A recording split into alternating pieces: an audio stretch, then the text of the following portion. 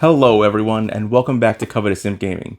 Today I want to talk about the new 2022 starter set release, the Dragons of Stormwreck Isle.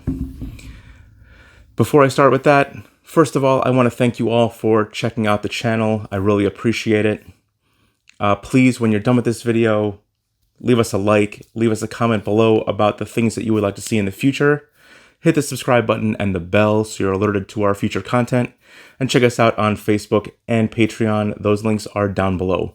All those things really help the channel out a lot, and there's a lot of big changes coming to the channel soon.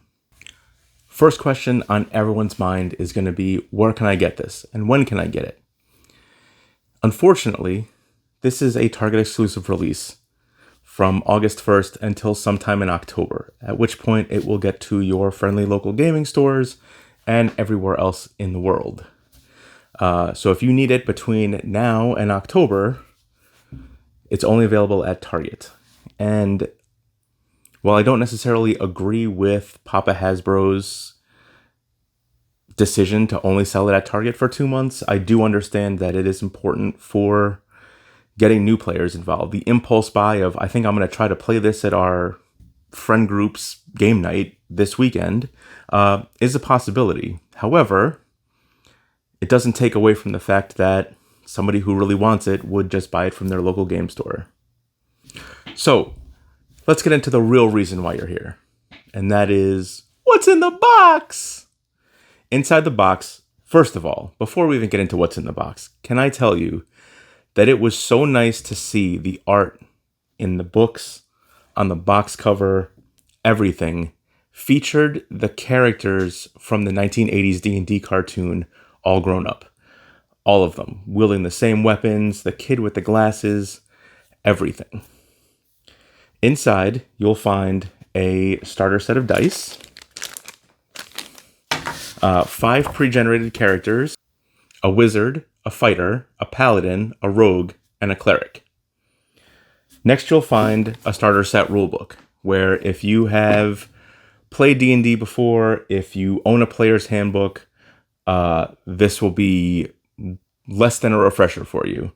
However, if you've never played D&D before, this will act as your first player's handbook, and it will get you started and have you learning the rules that will have you comfortable to play at least levels 1 through 3.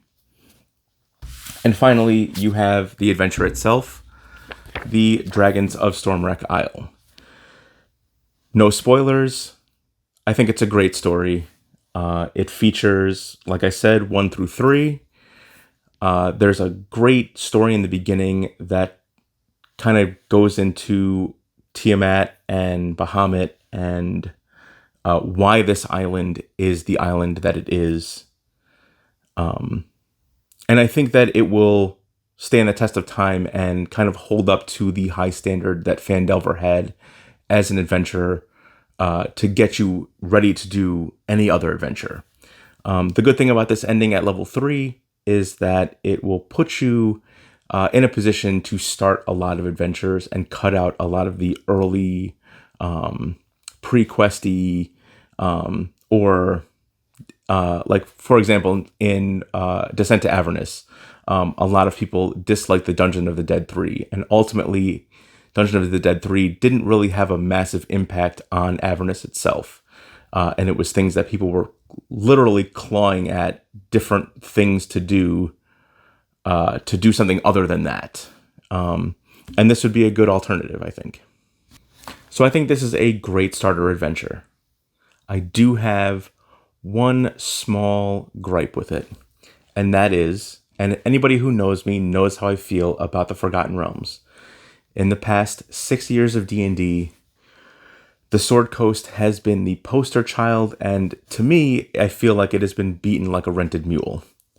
It is the overwhelming majority of everything that has been released, and with the upcoming release of Dragonlance, I thought that the Dragons of Stormwreck Isle was a great way to just kind of poke into Dragonlance and say, here's a great starter adventure.